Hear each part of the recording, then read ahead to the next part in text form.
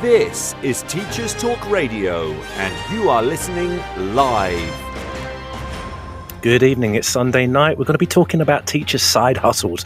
I ain't too sure about that name, but have you got an idea for a product? Do you want to try something new while still being a teacher? We're going to be looking at some apps that might be able to help you out this evening. And who knows, you might become one of those edupreneurs. Oh gosh, I'm so funny. Thanks for joining me. This is Teachers Talk Radio, and you are listening live.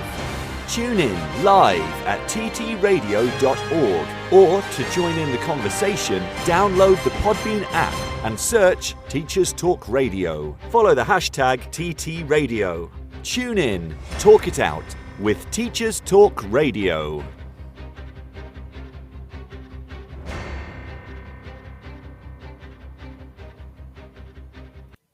So I know what you're thinking. You're thinking, who's got time to do anything else but teach when you're a teacher? And that's a perfectly valid point. You know, you got to be careful, because when you're talking about like second jobs or, you know, hobbies that you might want to make into something a little bit more, you don't want to be getting into the whole kind of toxic productivity thing. I get up at 4 a.m. and by 5 a.m. I've already made 3 deals, and by midday I've got a workforce of 17,000. All that kind of palaver. No, that's not really what I'm talking about. Basically, I'm talking about, the cottage industry, something that you might want to do along teaching. You might have an idea for an educational product. You might want to have a go at educational consultancy. You have to sell your soul right at the beginning. That's the first step. But still, there's value to variation, I think. And sometimes the day-to-day grind of teaching is, it's a lot to take on. So tonight, what we're looking for apps and technologies that, if you want to try and start up a little summit on the side, get a little bit more cash in for Christmas, make some cards, or you got a really good idea for a resource, or you want to go and kind of try and become a little bit of like an edu celebrity. I ain't got no problem with any of that stuff. My own educational trajectory has been pretty much stamped by me doing other things as well as teaching.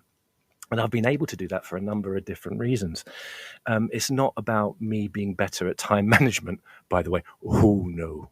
Oh, absolutely not. No, that. In fact, the opposite is true. Let me give you a little bit of my own kind of side hustle history. These are some of the things that I've done whilst I've been teaching. Now, judge away if you want to. There'll be people out there, will be very concerned about, you should be putting your all into teaching. You should be sacrificing every waking minute into the job. And I'm like, no, it's a job. It's a job, guys. It's a job. At best, it's a craft, maybe. I was like, why do you have to give up everything just for your 9 to 5? 9 to 5, what a joke. I don't know any teacher that even comes close to those amount of hours. But if you are, you might have a passion about something. You might want to create something. You might want to write a book. You might want to sell figurines. You might, who knows? But it's all right. There's nothing wrong. There's no shame in finding fulfillment in areas away from teaching while still teaching. Nothing that I personally don't see anything wrong with that. But that's only because, as I say, when I was teaching, I was also doing lots of other things. Unfortunately, one of the best ways that I could do that is because I suffer from chronic insomnia. So I had a lot of hours in my day. And so I did my teacher stuff. And then I also did my other stuff at night. I'm not recommending that. It is not pleasant at all. But what we'll look at is some some technology, some apps that will maybe help if you decide to kind of go for this kind of, become an entrepreneur. I can't say edupreneur with a straight face. I won't. You can't make me. It's my show. But if you want to start your own, you want to start your own little thing. You want to grind. I think that's what the kids call it on the Talk of the Tick and such. Um, uh, well, some of these things that I mentioned tonight may be really useful. Also, if you're thinking that perhaps you want to change in career from teaching, you want to go out there on your own, do something a little different, stick around, because some of these tools may be really useful for you. Please join in the conversation tonight. You're more than welcome to call in this evening. I've got the kids caged in downstairs. I haven't really. Please don't take that. I'm just joking. I'm joking, guys. I'm joking. The kids are in bed. So yeah, if you want to call in, if you've got any recommendation for apps that help with kind of the entrepreneurial side of things, please call in. If you call in about, maybe you have your own successes. I see a lot of people on social media who have gone on to have fantastic careers as speakers, or experts, or people who make resources. And there's lots of options out there in regard to kind of teaching adjacent careers that you can pull off at the same time. It does take a bit of doing, though, and it's not necessarily possible for everybody. But if you are thinking of, you're thinking, oh, I wouldn't mind selling some of these figurines that I'm painting in the evening. I'm really sorry, I don't know anything about figurines. I just like the word. But if you've got an idea and you think to yourself, okay, I want to do this. I want to go on the speaking circuit. I want to be a consultant. I want to write a book. I want to make something, and it doesn't necessarily have to be educational based as well. I know that will probably be the field because that will be where your expertise is. But teachers are a many and varied bunch. Lots of history, lots of life history, lots of different interests. So it doesn't necessarily have to be educational based. So if you've got any hints and tips, please, you can stick it in the chat here at Podbean Live. You can call in if you wish. You can follow us and post something on Twitter for as long as that tool lasts. What's going on there? Speaking of trying to build up a business, social media, Twitter was really important for me at the beginning. Oh yeah, the list of things that I've done. Right, this is okay. I thought to myself, well, I'll give myself an example, not as a model of anything, but just an example. So some of the things that I've done whilst I've been teaching, I have written for magazines and newspapers. I've been a technology columnist. I've been a further education columnist, because those are the areas that I was working in at the time. I have been a technology consultant, an ed tech consultant, and a business consultant in regards to education. I have. I did a stint as a copywriter, and there's a piece of technology I'll be talking about tonight that fills me with both joy and dread in regards to copy and in regards to writing content. I think is the term, isn't it? Content. I was an English teacher for the longest time, and that term content, it just kind of, it grinds my gears. It's like, it doesn't matter what it is, just get it out there, and that's often the case. But we'll talk a little bit about that when I mention the technology itself. So yeah, I'm going to be recommending a number of different apps, talking about, maybe you want to sell something, maybe you want to put yourself out there, maybe you want to increase your social media following because you have something to sell. Now, people think that I have problems with salespeople in education. I do not. I think it's great. I think it's great when I see teachers building up a social media presence. I think it's great when I see teachers writing books. And the only thing that I don't understand when it comes to edu sales people is the people that don't actually admit that they're edu sales people. I cannot get my head around that. It's like, oh no, I'm an educator. It's like you're literally selling stuff. You're literally selling stuff.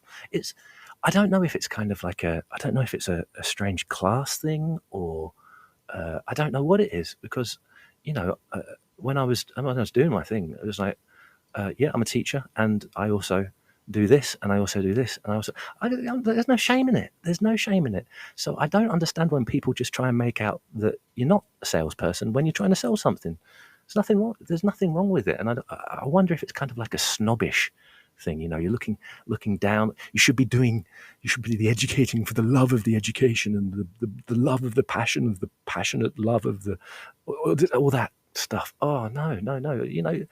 Why should you be ashamed of trying to make a few quid? You know, what? It's the entrepreneurial spirit. Nothing wrong with that at all.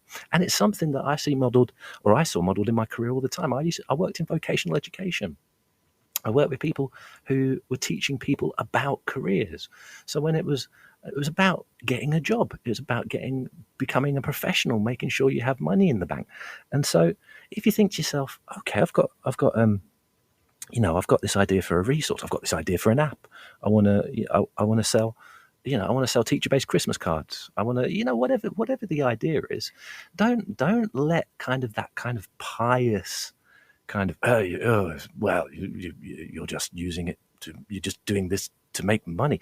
Yes, yes. So it's like, it's like a lot of consultants. I have a terrible tendency to try and wind consultants up by calling them salespeople. Some of them don't mind at all. Some of them do mind.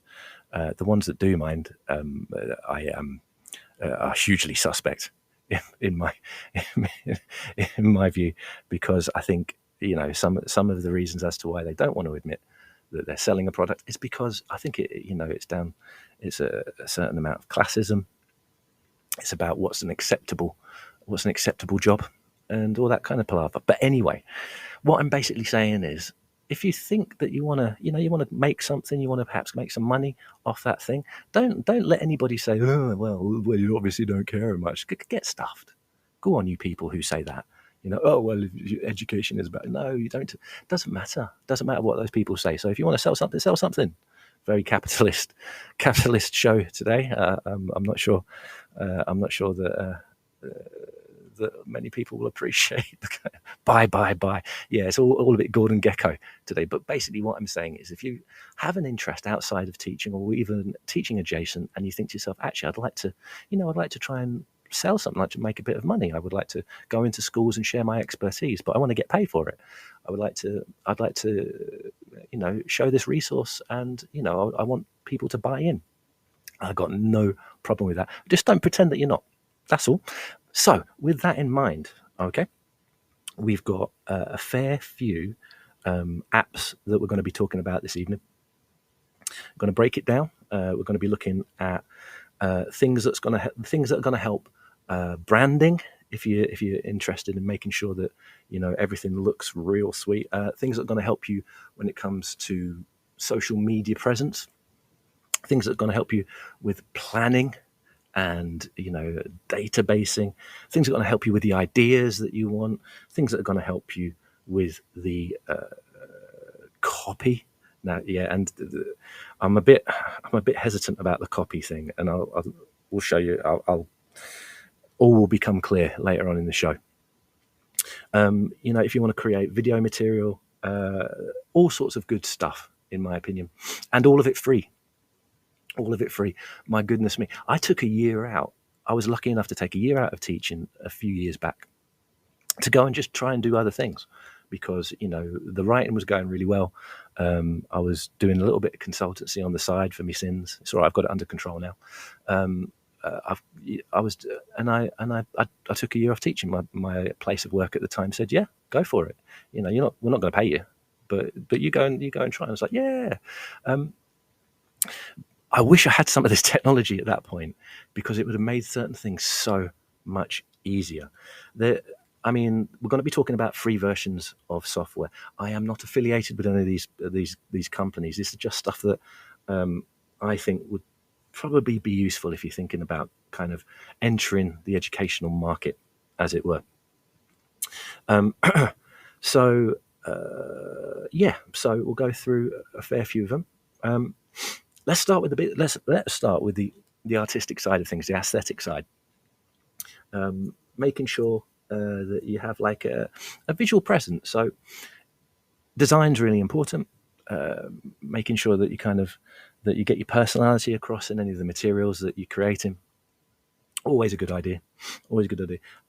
If you haven't got oodles of cash to hire a designer, or if you haven't got oodles of patience to work with Adobe Photoshop, I'm sorry, I don't. That's just me. I don't have massive amount of patience.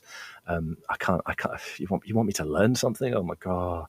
Uh, I'm like the direct opposite of what somebody who who used to teach should be. I was like, oh god, you want me to learn this? Oh no. But if you want to start designing things, you want to start creating your own little space. Canva is my first recommendation. Canva is it's fairly ubiquitous now. It's quite popular. It's in a lot of different places. Canva is basically, it's a design tool. It's a visual design tool, and you can design anything. You can design media banners. You can design business cards. I mean, to be honest, does anybody use business cards? I hope so. I never got around to like having my own business card, but it was always something that seemed like properly fancy to me. It was like, oh hi, this is me in card form. I can understand the thinking behind American Psycho with all that kind of stuff. But yeah, you can design business cards, you can design social media banners, you can design posters, you can design infograms. Yeah, I think that's it, isn't it? You can make it as colorful or as intricate as you want, and it's a simple tool. This is the thing; it's kind of a drag and drop tool. There's a paid for option, but you can pretty much make something that looks really decent. The front page of your document, or kind of like a landing page for a website. You can make something that looks pretty decent in a very short amount of time, with pretty much no kind of design skill whatsoever. I'm saying that because I have pretty much no kind of design skill whatsoever, and it works for me. Um, I saying that, I don't, I think it looks good. The stuff that I created in the past, I think it was all right. But yeah, so Canva, really easy to use design tool. You have to sign in to use the free version, and there is a premium upgrade. I've used the premium upgrade in the past, and it is hugely fully featured. And if you got a little bit of initial outlay, as it were, it might be an idea. But the free version, really good. You can design really good stuff, really bursting with personality, giving the information in a really interesting visual way, and you can start working on kind of like what your brand looks like. I like doing all that stuff. I think it's interesting. It's nice to have like it's like, well, I used to do like badges when I was actually at school. Used to design badges. That's how awesome I was, ladies and gentlemen.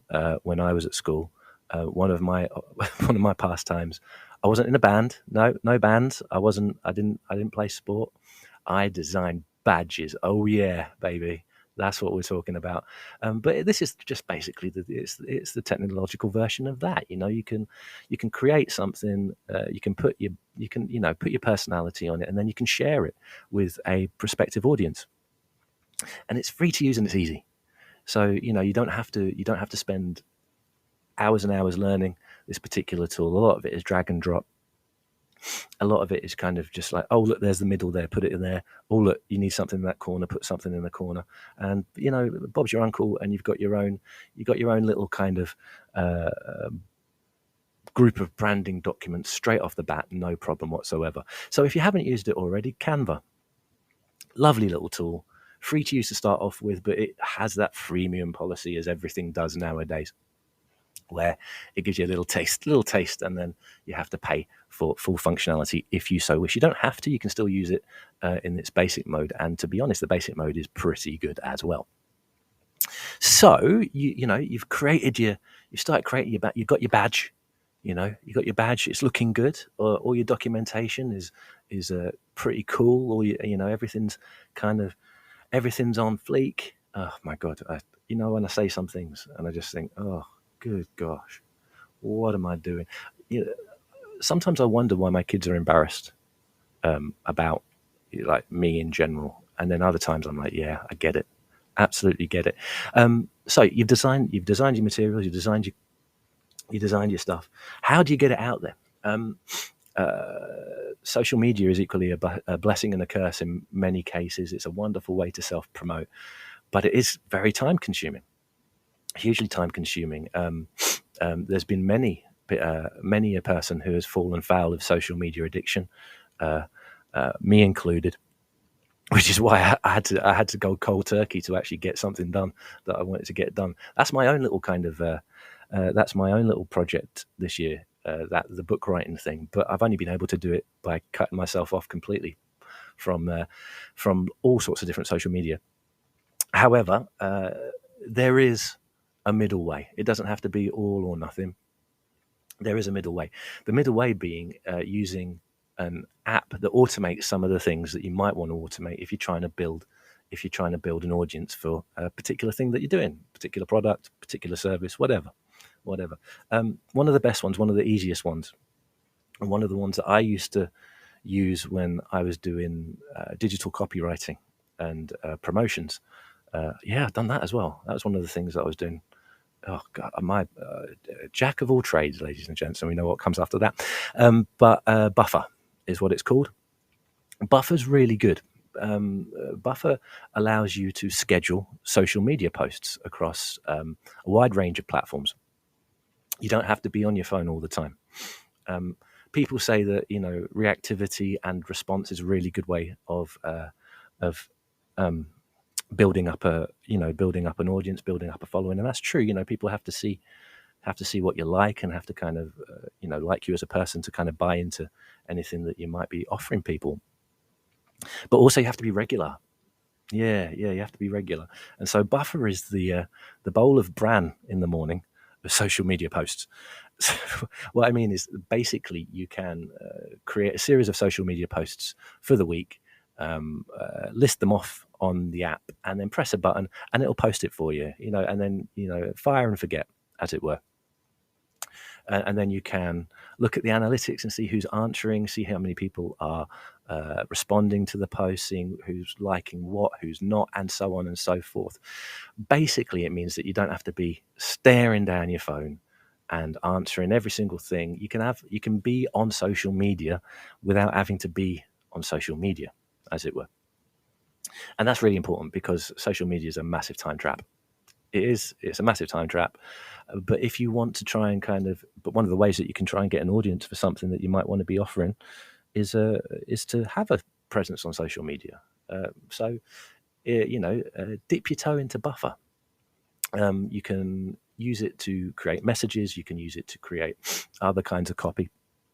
And then you just send it off to whatever social media platform of your choice would be, whether it be Twitter, whether it be I don't know if they've got a Mastodon feature. I can't Mastodon. I know it's a dinosaur, and I know like lots of people who are jumping the Twitter ship because Mr. Musk is looking like he's going to be taking it to Mars. Mastodon. I don't even like saying it, but yeah, I mean, lots of other social media sites, Pinterest, Twitter, Instagram, and so on and so forth. TikTok, maybe, I'm not 100% sure. I try and stay as far away as I can from TikTok because that is just an attention hole that I would never ever crawl out of. But if you want to get yourself a media presence, you want to make sure that you're consistent in your posting, which is often quite important, then Buffer is a really, really good idea. You can spice up your posts. You can put links in the posts to a product if you have a product, and so on and so on. It's just a way, like I say, it's just a way to be socially media-ish without having to be on it all the time, without having that death stare into those tiny little screens that we carry with us all the time. You can kind of do it. You can do it at a given time at the beginning of the week, when you're a Sunday night, like at the moment, when you've got nothing better to do than listen to this strange guy talking about business and education, and you can just reel off a whole bunch of tweets for the week or posts for the week, and there you go. You don't have to rely on somebody else to keep pressing that post button for you, which is really, really good. I mean, some of this stuff. I mean, actually, all of this stuff. It could be a one-person gig. It could just and to be honest, that's one of the reasons why I've chosen this stuff. Is a little bit of time ago, you wouldn't have been able to do all this yourself. It'd be too much of a time sink. There'd be too much initial outlay of time and effort, and especially with teaching. Oh my gosh, especially with teaching, when you have very little time to do absolutely anything at all outside of teaching. So, these products, when I was out into the world doing my entrepreneurial thing, these products weren't as established. And I wish I had some of this stuff. Buffer's actually been very, very useful in my career, both as a teacher and a salesperson around teaching, because people have been like, well, how come you're posting all the time? How can you post all the time? Aren't you doing your job properly? I was like, yeah, I'm doing my job properly. I'm letting a robot do it for me. It's just like, so it's useful for that as well. It's like, oh yeah, well, you can't be oh my gosh, you spend so much time. I was like, no, I don't. I just give it to little robot Buffer guy, and he does it all for me. Now leave me be, line manager. Why are we in this meeting? What's going on? That's not true. I've never been.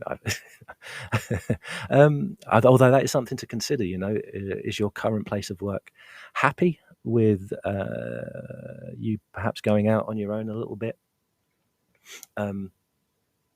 Everybody's institution is different in that case, and that's a whole different kettle of fish when it comes to social media presence, maybe, and kind of schools' response to social media presence. I'm not sure. We're not going to get into that. I've not prepared enough this show to get into that. I'm afraid it's not been. I've got all my notes on half a whiteboard for this particular show, and I've not thought about it that deeply. So I'm sorry, producer Tom. It's true. I do a lot of this stuff off the cuff. But I mean, some of the apps that we're looking at, that's what it allows you to do. It saves you time. But anyway, so first couple of recommendations when it comes to entrepreneurial apps. First is Canva for your branding, for your design, for your, it could be your digital marketing stuff, and so on and so forth. And then we've got Buffer for your social media posting. Right then, ladies and gents, we're going to have the news. Now, last time I put the news on last week, it killed the feed. So let's see how we get on. So I'm going to press the button, and hopefully I'll be back in a few minutes. But I make absolutely no guarantees. All right. Okay. All right. Here we go. And I may see you again in a little bit.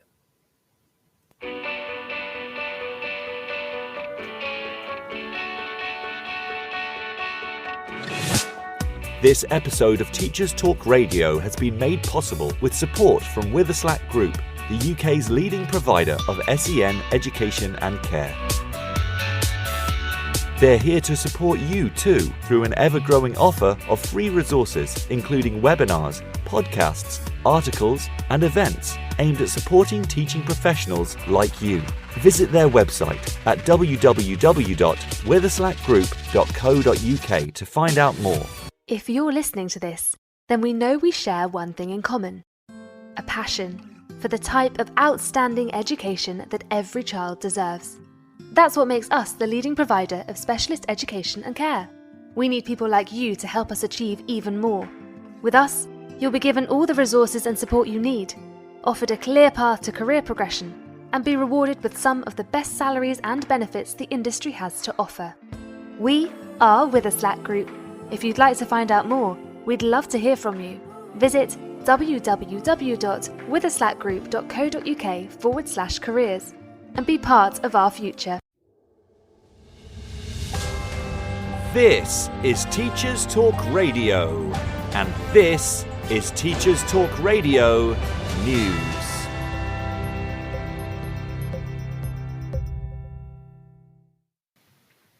With the World Cup due to begin, TES magazine reveals why some schools won't be screening games during school time.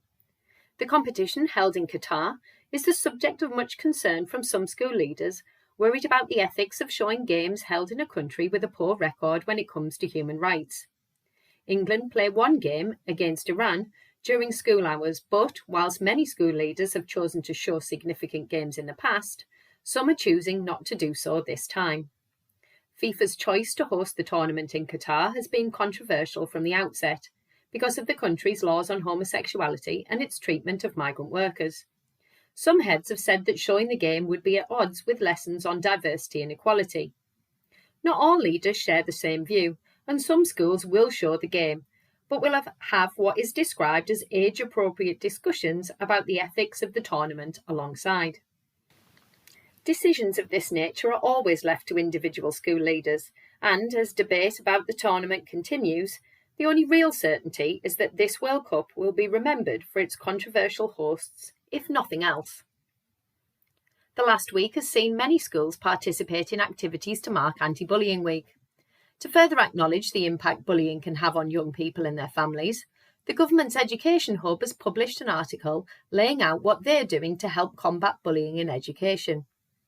This support has largely been in the form of government grants to fund projects and organisations who do important anti-bullying work. This has included further funding for the Diana Award, a recognised anti-bullying programme, the Anti-Bullying Alliance, a new programme to prevent and tackle bullying through quality RSHE education, the Anne Frank Trust to continue the different but the same project, diversity role models, developing intervention materials for schools, and Equality to support multi-academy trusts or local authorities to create change. Full details of all the projects and the funding can be found on the .gov UK website, as well as in the Preventing and Tackling Bullying Guidance.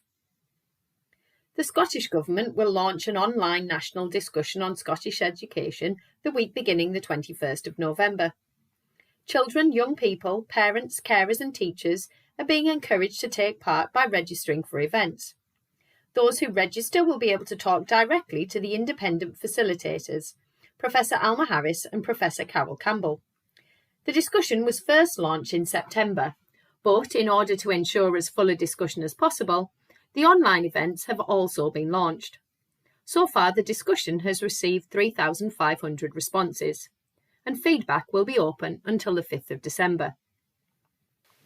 The Schools and Academies Show 2022 saw the Chair of Ofqual, Ian Buckham, discuss plans for exams and grading for 2023, as well as considering the future of exams, assessment and the use of technology. In his speech, he made it clear that exams and other formal assessments that are like exams give students the fairest chance to show what they know and what they can do. He cited feedback from students, parents and teachers, which he said was overwhelmingly positive, particularly about the return to normal exams in 2022 after the difficulties of the pandemic. Whilst exams in 2023 will see a return to pre-pandemic grading, safeguards will be put in place to ensure no pupil is disadvantaged. This will be the same as those put in place for the 2017 series when pupils sat the reformed GCSE and A-level qualifications for the first time. He went on to speak about the impact of digital tech and described it as when, not if, there would be a greater use of it in high-stakes exams. He did, however, acknowledge that a move to greater digital assessment can only come about through joint working across a range of partners and stakeholders, so as not to experiment with young people's futures. A full transcript of the speech can be found on the DFE website. This has been your Teachers Talk Radio News with Joe Fox. This is 2 Minute Tech with Steve Woods, your tech briefing on Teachers Talk Radio. Hello, this week I'm going to look at smartwatches. For those of you that don't know what a smartwatch is, it's basically a watch that has the ability to connect to your phone, enhancing the experience of the owner's smartphone by delivering notifications and controls via an interface, which shows more discreetly and allows the user to decide whether they need to get their phone out or not. This is a real bonus for teachers, as a lot of schools have no phones policies, making it difficult to be contacted during the day. Some smartwatches also can stand alone without the need for a short-range phone connection, as they've got built-in cellular or Wi-Fi capability, extending the range of connection, allowing the phone to be left at home. Although this can be useful, you need to bear in mind that there are additional costs for this, and answering calls makes you look like you're on an episode of Star Trek talking to your wrist unless you have headphones, and replying to texts can be tricky using the watch interface. That being said, one of the most powerful features of smartwatches is the ability to use contactless payment with them, a real time saver and also peace of mind. A downside of contactless payment using smart devices is some payment machines, in particular parking meters, only accept cards. This needs to be kept in mind when travelling around. So, what is the best? Well, that depends on the phone you currently have. It isn't really about the best, it's about compatibility. If you want an Apple Watch, you need to have an Apple phone. Android allows more options and also can be considerably cheaper. You need to ask yourself a few questions to decide what's best for you. Here are the questions I'd ask when considering a smartwatch. What do I want it for? If it's to see notifications from my phone, could an activity tracker be what I'm after? Compatible with all mobile phone platforms, there is a reduced control interface, but for around £50, alongside tracking your activity, you can see notifications without the need to get your phone out. What is the battery life like? Will it last until you get home to charge it? What's the display like? Will you be able to see it at a glance? What if you get messaged while pointing at a pupil's work? Will they see it? Can notifications be adjusted so you are not accidentally sharing? Is it noisy? Can you silence it? Can you switch it to vibrate? And finally, some phone contracts allow you to add on extra devices. Will it be cheaper to do it that way or to buy it outright? As always, I'd love to hear your favourite teaching tech. Do you wear a smartwatch? Let us know at TTR 2022. I'm Steve Woods, and that was 2 Minute Tech. 2 Minute Tech with Steve Woods, your tech briefing on Teachers Talk Radio.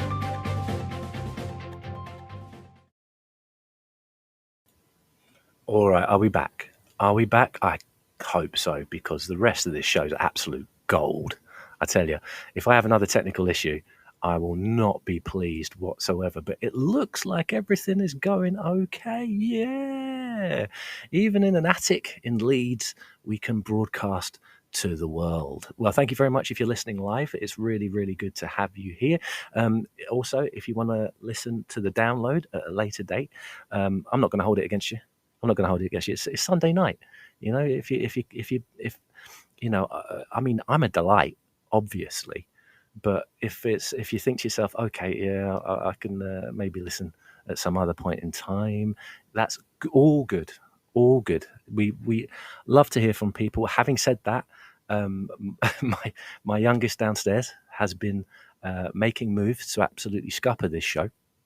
So I'm afraid I won't be able to do any live calling at the moment. So I'm gonna turn that option off. All apologies, but if I start talking to people and if the conversation gets animated, we may have an extra special guest who will be my 7-year-old son asking me what it is I'm doing, why am I stood here talking to myself, am I all right, that kind of thing. And I don't need that kind of pressure this evening. You know, it's Sunday night for me as well. So all apologies. I'm just going to turn off the call-in option for the moment. I will get to the point where I do have call-ins. It's just that, you know, you think to yourself, oh, yeah, it's lovely to talk to people live. It is lovely to talk to people live. So if you are planning to call in, but you want to leave a message on the Podbean Live board, you're more than welcome. You can also whack a message onto Twitter, our TT Radio 2022. If you've got any comments, I can have a check of that and see what people are thinking of the show so far. Actually, no, Oof, maybe not. there's always dangers in back channeling, isn't there? But yeah, if you've got any good recommendations of apps that might help you in a little cottage industry you've got going on, or what indeed that cottage industry is, it's always good to hear from people. So yeah, still talking about the different types of technology that we looked at. We looked at Canva first for design, free to use, really easy. You can get going straight away. We've got Buffer, once again, really easy to use. The things that I tend to recommend usually have a very, very straightforward user interface, because no one's got time to learn an entirely new program. And if you do, let it be Excel. That should be your priority in all walks of life. I don't care what your job is, Excel first and then everything else second. But Canva and Buffer are both really easy, kind of plug in and play. You get to just do whatever it is that you need to do, and you can come up with something. In the case of Canva, you can come up with something fairly professional looking within 10 minutes. Easy peasy. So let's move on. So you've got your promotional materials for your product. You've got your you've got your Buffer timetable. You know when you're going to send out. How do you bring all this stuff together? Especially if you're doing it on your Todd. If it's just you, a lone teacherpreneur, edupreneur, salesperson. Nothing wrong with it, guys. Nothing wrong with it. How do you bring it all together in one place? Maybe you're doing it with a group of friends. Maybe a couple of people in the English department have said, "Oh, actually, let's see if we can come up with a little bit of a team effort." And if you have that, you need kind of like a digital space where you can start planning. You can have space for ideas. You can have a Kanban board to see what progress you're making, address lists, contact lists, all these different things. It's handy to have in one place. It's sometimes handy to compartmentalize that one place as well. There's always kind of the desire, if you get free software at work, there's always a desire to use that, because it's usually quite, well, I say usually, sometimes it's a really good package. So for instance, in my institution, I get Office 365 for free, and I love it, absolutely love it. But if I was going to be doing my own thing, as it were, I probably wouldn't use that, because I don't like the overlap. I don't know if that's just me, but I like to have distinct parts of my existence in distinct digital places. So for instance, Office 365 I use for my work planning and all the good stuff that does. I'm going to have to do a show on Office 365 at some point, because I'm so impressed with it, especially when it comes to accessibility and assistive technology, those different things. But you might want to keep things separate, the planning separate, but you also might want to include a whole bunch of other people. So therefore, something like, and this is my next top tip. I forgot to upload the jingle. I know everybody's been waiting for that, but I haven't got it today. But my next tip is somewhere where you can plan, somewhere where you can think about what you need to do. And in my case, I think Notion is a really, really good tool for this. I've mentioned this before, and I think Big Boss Tom, I think he was keen on learning a little bit more about Notion. Notion's basically it's basically kind of a cloud-based database that you can add things, you can do, you can add basically whatever your heart desires. It's easily rearrangeable. You can have different pages for different things. In my writing, I use Notion for things like having a scratch pad, but then I have it for timelines, character studies, all that kind of stuff, all in one place. It's a great way of getting lots of disparate information into one place, and it's very easy to share that stuff. For one person, it's free. Once again, there are costs in regard to the full package, as ever there is. But if it's you on your Todd, it's free. I really recommend you have a look at it. Because what it does, it means that you have a central database for all your ideas about what it is that you're offering, what it is that you might be selling, or you can plan, you can think, you can mind map. What's the best feature for me, and I use it for my own life as well. The best feature for me is that you can create spaces that have links to other things. Now, my memory is perhaps not all that it should be.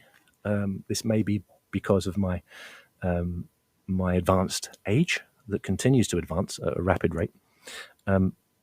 But I find it difficult or find it annoying to kind of just click on links all the time and just, oh God, I've got to go there.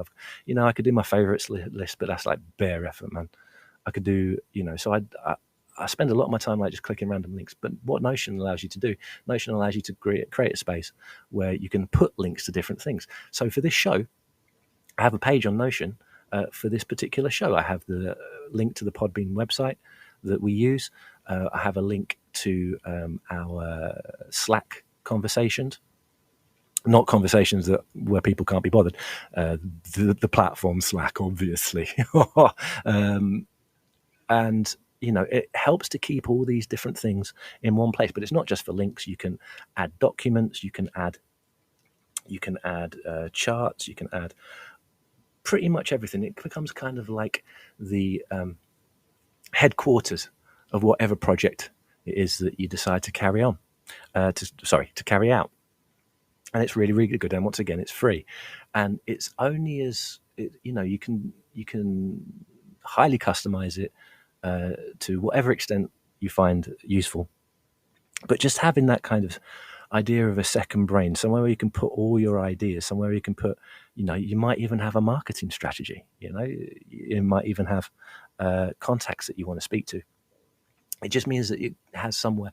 There's other options as well. Don't let me tie you into one particular product, but Notion I use because it's separate from all the other things that I use.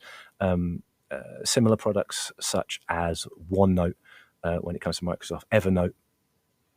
But the thing that Notion does really well is when it comes to consolidating different parts of the whole. And that's really, really important when you kind of setting out on a new journey and you're not 100% sure what you need. You can put everything in Notion. You can organize it to your heart's content and have a database for this new thing that you want to do. As I say, making sure, personally, I like compartmentalizing. I make sure that I have a Notion for a particular thing. And then I just keep it separate from everything else. I cannot. I've learned this about myself over the last couple of years. I have to have everything separate and like visibly separate. And if it gets messy, I just like disregard it. I kind of just turn around and walk away. It's ridiculous behavior for somebody who's 42 years old, but it's true. So Notion allows you to place lots of different things in one place, and it can kind of serve as your server, as it were, for your idea, your business idea, whatever that may be, and it's easily shared as well if you want to take that option. So just something to consider. Notion. There are other alternatives, but somewhere where you can plan your things. Somewhere where you can have like an HQ of this idea. And Notion's really, really good for that. If that's a bit of a vague description, which it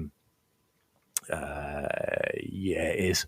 If that's a bit of a vague description, just have a look at some of the ways people use Notion on YouTube. But once again, like I said at the top of the show, don't get sucked into that toxic productivity of like you always got to do. You always got to be grinding. You always got to get. I only sleep for 37 seconds a night, and the rest of the time is like teachers don't need that kind of stuff. Teachers know how to work hard already. It's just have a look at examples of how people use it, and it will give you a little bit of ideas when you have models of use. If, of course, I'm not teaching your grandmother to suck eggs and you don't know. If you know what it is and use it all the time, really, really good when it comes to trying to get a business idea off the ground. So that's Notion. And speaking of ideas, segue, look at that. That's what I'm talking about. Sunday night, and it still sounds like I know what I'm talking about. You need somewhere to have, somewhere where you can have your ideas, somewhere visual, somewhere you can see what other people are doing, somewhere where you've got images. I'm not going to say visual learner because I think I'll probably get hung, drawn and quartered, but somewhere where you can see things that people have done before, or see things that are similar to you, or the interests or some of the ideas behind whatever it is that you're trying to offer to people. And Pinterest is really good for that. Now, the reason I mentioned Pinterest is because I don't use it myself, and that's really counterintuitive. But I know a lot of people who do use it and use it extremely well as a kind of as an ideas board, as somewhere where you can see something and you become inspired and you think, oh, that's really good. That's the direction that I want to take my particular product or my particular service in. It's somewhere where you can just grab at stuff and think, oh, okay, so let's put I don't mean like liberally nick ideas, although you can if you want to. I won't. Who am I to stop anybody? But just an ideas board, mood board, and all these kind of things. It's just a really, really good way. From what I've seen, from the models I've seen other people using it, it's just a really, really good way of capturing a feeling. And sometimes that's all you need when it comes to kind of a business product or a proposal. It's about capturing a feeling, making sure that kind of branding is, your branding's on point. Making just seeing what else is out there is always good, so that you're not stepping on another product's toes, as it were, and just a way to kind of visualize what it is that you want. Like I say. Me personally, I'm so pig-headed that I don't care about what else is out there. I'm like, if I cared that other people had done the same thing as me, I would never have had a writing career about education, because the stuff that I wrote, people had thought about before. I think I just came up with a very charming package, actually. No, I'm joking. It's so I don't necessarily do that kind of ideas board, dream board, visualizing a product or visualizing ideas behind a product, all that kind of thing. But I've seen that people who do, it's massively effective. So, for instance, Leanne on the chat here, first year in reception last year, literally. Let me move my mouse. Literally started with Pinterest for every topic before planning. It's a good idea. I think so. She's also said, not sure I should admit that. Yes, you should, Leanne. Yes, you should. There's no right or wrong way of going about this kind of thing, but it is as a planning tool. Yeah, I've seen it used incredibly effectively. Yeah, exactly. Really good, really accessible. Once again, user interface is really good. And so, yeah, Pinterest, just to get your ideas out there. Sometimes, your brain can be filled with all this good stuff, but it doesn't really take form until you see it somewhere else, or the ideas, or you use it for motivation, or you use it as a model of what you could be doing. So, yeah, Pinterest is my next one. So, what we got so far, we got Canva for design and branding. We've got Buffer for your social media strategies. The reason that I like Buffer for social media strategy is because you didn't have to have much of a strategy, and it was really easy. It was like, I'm going to use this post, I'm going to send this then, and I'm not going to forget about it. And I like stuff like that. All these tools, the reason behind all these tools. Hi, Ellie. Ellie's just come into the chat there. The reason that I'm recommending this stuff is to try, if you're going to have a go at this stuff and you're teaching anyway, you're gonna be time poor. There's going to be massive pressures. So the tools that I'm kind of talking about today, the very, very small learning curves, very immediate. User interfaces are very clean, and you can just get going. You have a couple of minutes, a miraculous couple of minutes at lunchtime, where you're not shoving food down your face, or you're not stood in a wet and misty playground, trying to stop havoc being caused. You can just have a quick look at something and then maybe add to it. It doesn't all have to be done in at one time. People think that you have to set aside massive amounts of time to do this kind of stuff. Little bits here and there, piecemeal stuff. And before you know it, you find that you kind of got a plan, and you think to yourself, okay, so maybe this is doable. So yeah, as I said, Notion for kind of a database for your idea, Pinterest to kind of visualize what else is out there, And I've mentioned this as one as well. When it comes to mixed media, when it comes to video, editing and creation can sometimes be a really, really complicated thing. And when it comes to, I spend an inordinate amount of time in my day-to-day job making instructional videos for a massive, stupidly massive, weird, really, range of instructional videos for tools, for ways of doing things, for awareness of particular products. My bag is assistive technology.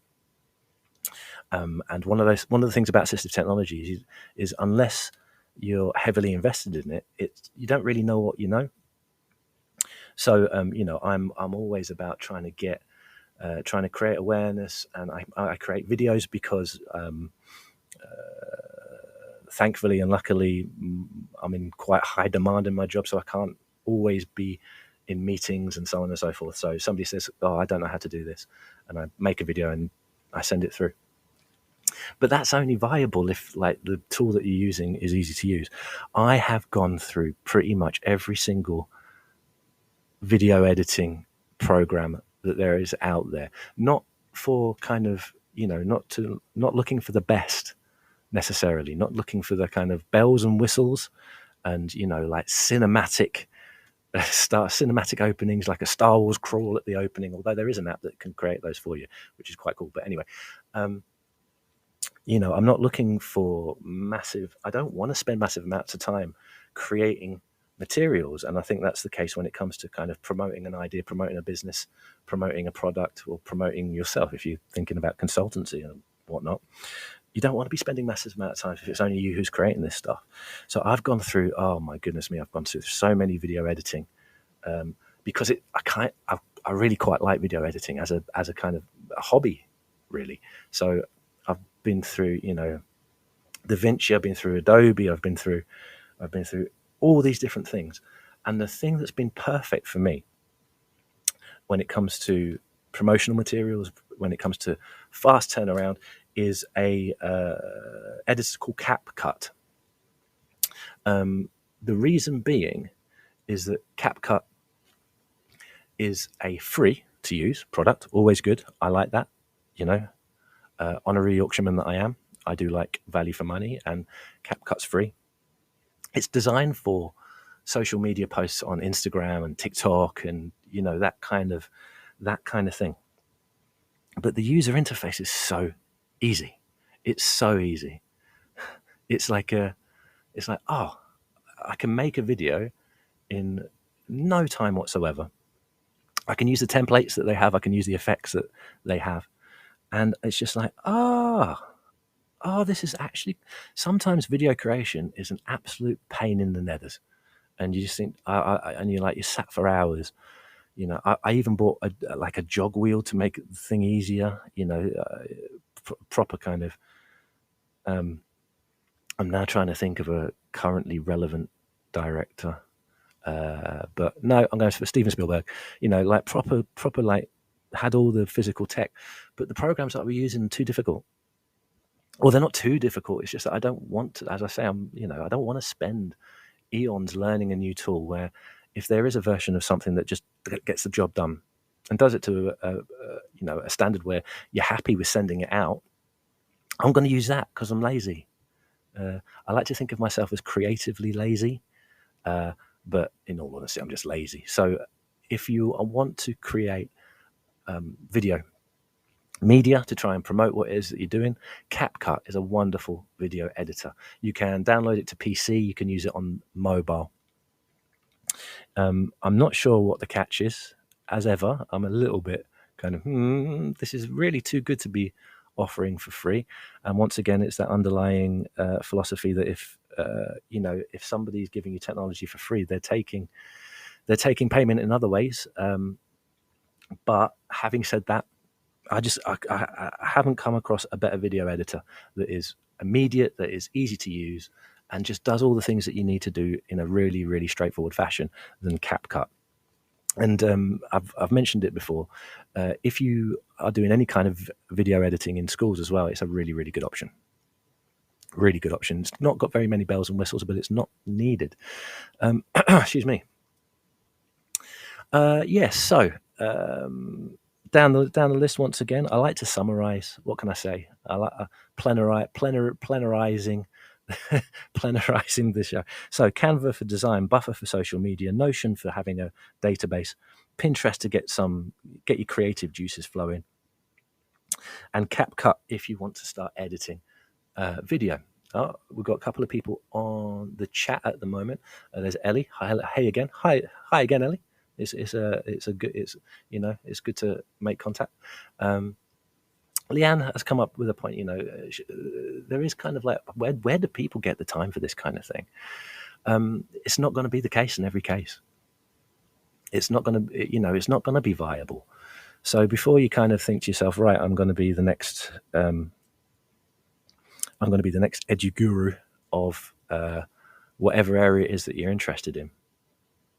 Is it viable time-wise? Does it mean that you may have to kind of step away from teaching? Do you really want to do that?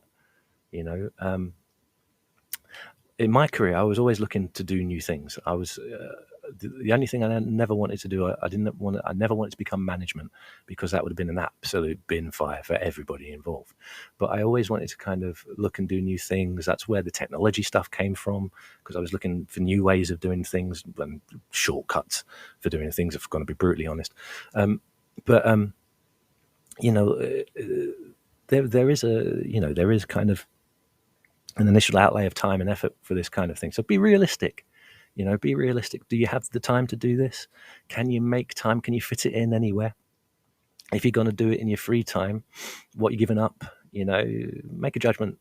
Be realistic about the pressures.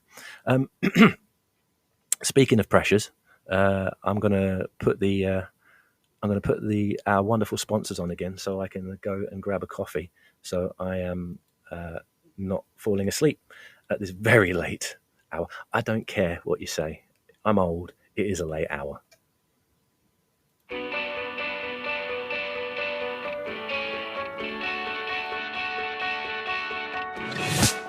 This episode of Teachers Talk Radio has been made possible with support from Witherslack Group, the UK's leading provider of SEN education and care. They're here to support you too through an ever-growing offer of free resources, including webinars, podcasts, articles, and events aimed at supporting teaching professionals like you. Visit their website at www.witherslackgroup.co.uk to find out more. If you're listening to this, then we know we share one thing in common: a passion for the type of outstanding education that every child deserves. That's what makes us the leading provider of specialist education and care. We need people like you to help us achieve even more.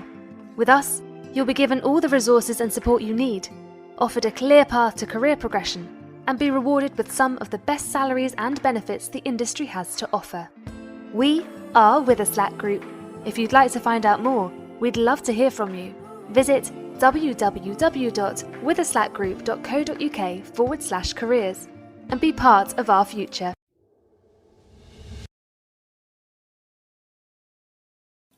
Okay, that was a word from our sponsors. Thank you very much, sponsors. So this last one, now I was hesitant about putting this in. I've recently been looking into this because what I've been trying to do in my day-to-day assistive technology role is that I've been working with many students who have limited mobility, and in regards to writing emails, it can be quite a painful process with the traditional keyboard input. Oh, look, this is the 80 part of the show. Ding, ding, ding, ding. Great. I love it. Got it in there at the end. This has been a thing for me for every single show. There has to be some assistive technology awareness in there. So we have students and staff with mobility issues mean that traditional keyboard input is painful. And I was like, okay, so what's out there that can perhaps limit the effort that you have to put in to write that, like the donkey work writing that you have to do, in your job, whether it be reports, whether it be, in this case, it started off with emailing. And I've got a fantastic job because what I do is I talk to people and they tell me their issues, and then I get to go and research these issues. Only problem is that I have a tendency to spiral down absolute kind of massive holes of searching for particular technology, and that's a good thing and a bad thing because sometimes I forget to eat. But what I was doing, I was looking for tools that kind of helped with the writing process and reduce writing, basically. And there's lots of things that I came up with, templates in regards to emails, template phrases apps where you can just add bits that you've already created into particular emails. I do that myself, to be honest. If you have to send slightly similar emails repeatedly, you having template apps or having parts, or even the autocorrect function, you can add bits of text to, so you can kind of just you can puzzle your way to an email, and it's a lot less effort than having to type out the same thing every single time. So I came across, and this was pretty much by accident because it's not something that I kind of started looking for, but it was something that I came across and I stumbled across it.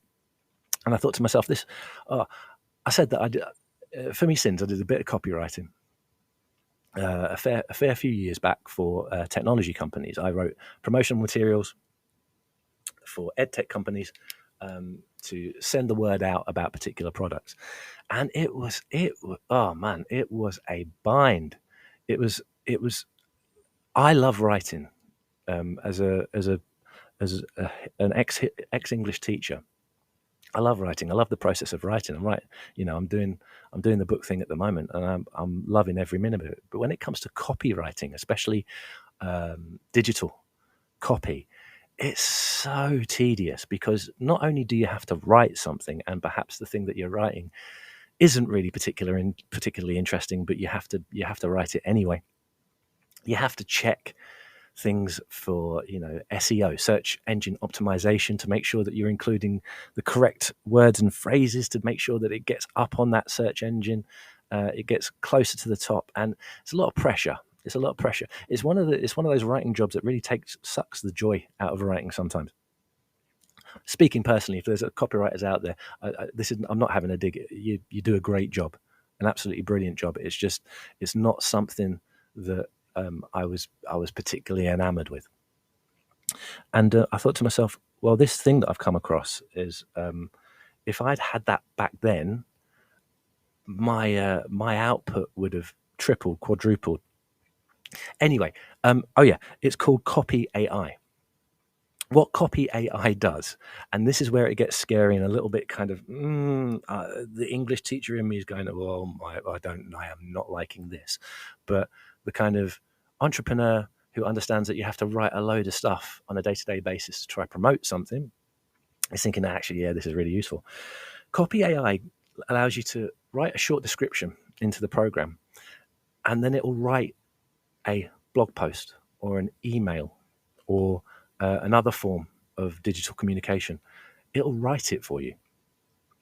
And I was like, I first heard this. I was like, pull the other one.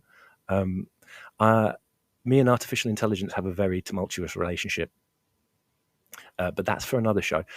So I was like, it'll just be a rubbish bunch of stock phrases that they've put in, and they're trying to pass it off as AI.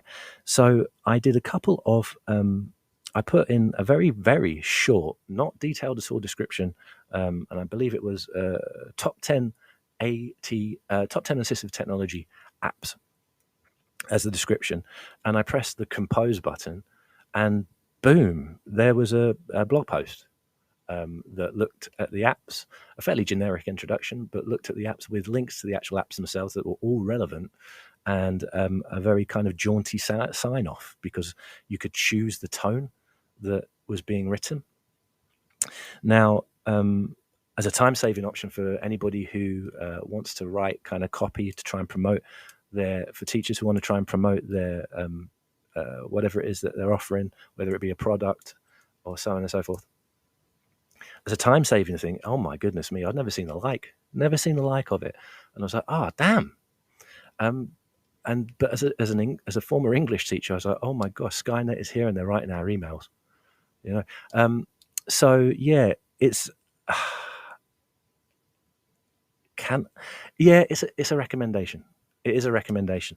Copy AI is another one of those freemium things. Have a go. My darkly cynical side, when I first started out, I was like, this is going to be rubbish, and it's not perfect. You know, it doesn't bells and whistles, doesn't specific details, and so on and so forth. There's still something a bit AI-y about the final written product. But as a basis, a model that you can just build on, oh my goodness me, it saves so much time. So if you're on your own, you think, okay, I want to do a mail out about this thing that I'm trying to sell. But oh God, I can't write another 200 word email that tries to hit all the buttons. I don't want to do another promotional material. I don't even want to hear the letters SEO again. This is really good, scarily good though, guys. Scarily good. Like I always say, I am not a technology evangelist. I'm not like, oh wow, look at this thing, it's really fantastic, it's going to change our life. Well, yeah, this might well change your life, but basically it means a computer writes your stuff for you. Now, how comfortable with that you are, that is entirely dependent on many different factors, whether you believe that the robots will one day eventually rise up and take your jobs. People used to say that, didn't they? It's like, you've got to make sure that, that your work is such that you won't be replaced with a computer. To be honest, by the end of the teaching career, I was like, oh my God, bring them on. Seriously. Oh, I'm absolutely knackered. If there's a computer out there that can do my job, please create. If it's not, create one. I'll buy it. Teachertron. I think I wrote about this. Yeah, Teachertron 3000. It's like, oh my God, please replace me. Please replace me with a robot. And at the time, the technology wasn't really there, and it was all a bit of a joke. But when it comes to copywriting and when it comes to writing digital material, Copy AI really kind of is doing that kind of thing. If I'd have had it when I was a copywriter, I'd be banging out copy left, right, and center, as it were, and it would take minimal effort because it would basically be just messing around with what would already be a fairly fully formed document. I can hear English teachers out there going, don't you? Oh my, no. And I'm kind of with you on this one. The ex-English teacher in me sees all sorts of issues with this, but the kind of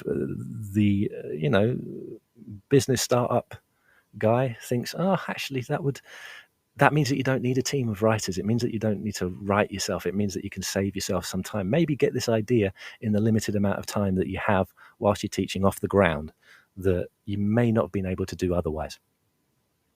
So yeah, last recommendation, Copy AI. Have a look at it first. Have a look at it. I've kind of talked it up a little bit. But yeah, have a look at it and see what you reckon. As a writer by trade, as I was for a long time, I don't like it, but I can very much appreciate the effort and time that it may save. All I need now is to find like assistive technology advisor AI, and then I can just sit back and relax. No, that'll never happen. Oh God, maybe it will happen. Who knows? But basically, yeah. So those are the recommendations for the show. We've got Canva, Buffer, Notion, Pinterest, CapCut. CapCut, I'm so impressed with. I won't, sometimes I'm kind of like, have a go at this. You want CapCut, easiest editing tool I've ever come across. And I've come across a ton of them. So yeah, not necessarily designed for kind of promotional material, but not necessarily not. So yeah, give it a go. See, give it a go, because that'd probably be my number one recommendation. And then copy AI. It's either going to be really helpful, or it's going to mean that Arnold Schwarzenegger's going to turn up with an exoskeleton at some point in the future. So hopefully, if you're thinking about maybe trying to get a second role, trying to maybe sell something that you think that people might want, trying to take the journey. I said at the top of the show, there is nothing wrong with thinking, okay, I need to branch out a little bit. Maybe I can start selling this or doing that. Got absolutely no problems with it whatsoever. Hopefully the tools in the show help, because pretty much what they do is they cut down the time that you would have to spend otherwise on some of the less fun aspects when it comes to trying to market something. Yes, I know there's probably going to be a bit of kickback. I'm not going to hear it, by the way, because I'm not on social media at the moment. So I say what I want, really. But there might be a bit of a kickback, as I said at the top of the show. Oh well, if you're doing this and you're not concentrating on your particular job, it's like, what? You never had a hobby? You never what? You don't football team, on a weekend, or do you not watch telly? I never understood this, and like I said before, I think it's to do with a conception of teaching as a vocation, and therefore that everything else needs to be squeezed out. I'm like, hell no, make that money if you can. If you've got a really good idea, if you want to do it, give it a go. But of course, it's not always realistic, given time constraints, given pressures of the job. As I have said before, teaching is, and I've done. Hopefully, I've kind of made it clear. I've done a load of stuff in my career. Barman, copywriter.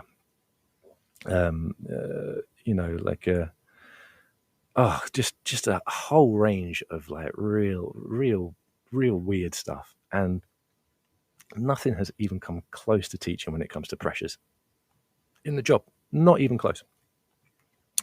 So yeah, have a think about it. If you want to start your entrepreneurial journey, I sound like you'd be like selling a car or something. But if you want to have a go at this, as I said, be realistic about what you think the outcomes are, what you think the initial time outlay, the initial effort outlay is going to be, and have a look and see what the technology is like about these particular things. Social media is really important. Well, I believe it's really important, because it's one of the, strangely enough, it's kind of like one of the homegrown things that you can do to promote yourself, or whatever it is that you're trying to get out there. Building up a followings can be really, really useful for that type of thing. So, if you're thinking, right, I want to market this thing, and you're trying to market over social media, that's great. Use Buffer, but try and put a bit of yourself in it. I think one of the issues that I have with copy AI is that there's very little personalization, and I think people respond to that. It's not just about the product; it's about the person who's putting forward the product, selling the product. And so have a little bit of that, and don't be surprised if, especially when in regards to social media, don't be surprised if people are not liking the fact that a teacher would also be doing something else.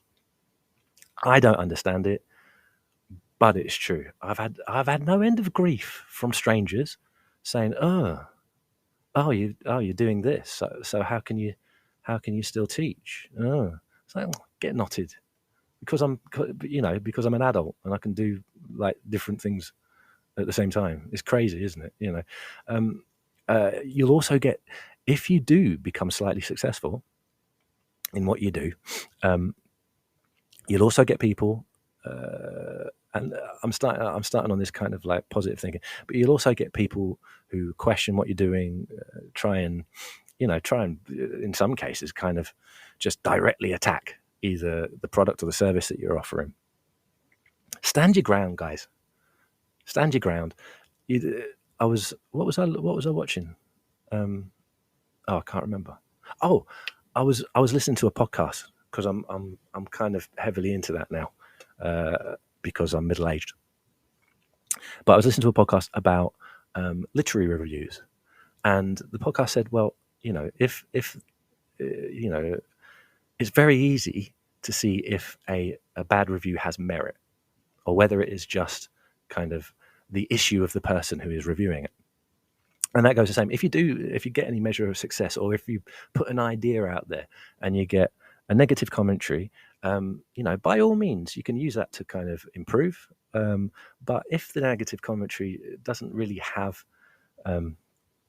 very much standing in reality, just disregard it, because there's a lot of really, there's a lot of people who will try their very best to belittle teachers for trying something new, who will try and put teachers down. And you just stand your ground. Stand your ground. You don't need to kowtow to people like that. Unfortunately, speaking as someone who has been involved in education consultancy, a lot of the time it's educational consultants that do this. They may not admit that they're educational consultants, but they are. A lot of time it's salespeople who try and kind of maybe they see teachers doing this kind of thing as a threat, but a lot of the time it's ignore that stuff. Ignore it. All right. If you have an idea, you want to take that idea, you want to try and market it, make some money from it.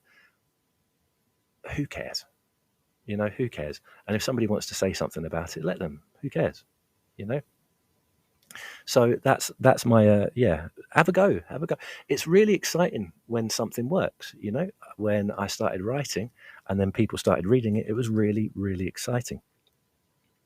Consultancy is a lot of fun. You go and get a view of the other side of teaching, and you can kind of see where education is in a kind of broader scale.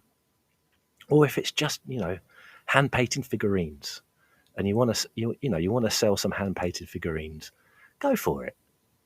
Use some of the tools that I've mentioned today. Don't be listening to the haters, people. I wouldn't know if there is anybody out there who hates me. That's a real waste of effort on their part. Believe me, I'm not that important.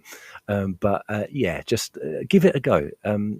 The biggest hurdle will be finding time in the highly pressured professional world of the educator. So be realistic about that. See about how much time it is. Hopefully some of these apps today have allowed you a little bit of leeway in getting certain things off the ground. If you've got any other recommendations, just put it into tweet us at TT Radio 2022, because I can't cover everything. I won't, because I'll be here until a lot later, and I'm already getting kind of sleepy. So that about wraps it up, ladies and gents. Thank you very, very much for listening. And if you're listening live, thanking you. If you've made a comment on the chat, thank you also. And if you've hopefully you got something useful, be brave. Just think to yourself, I want to put this out there. How can I go about it? Have a look at the apps that I've mentioned today, and maybe they give you a bit of a leg up. Right then, so thank you very much. My name's Tom Starkey. I am here in Attic in Leeds, and I am going to finish up, and I'm going to go to bed. All right. It might be an idea if you do the same thing as well. Okay. Right. Thank you very much for listening, and I'll speak to you all soon.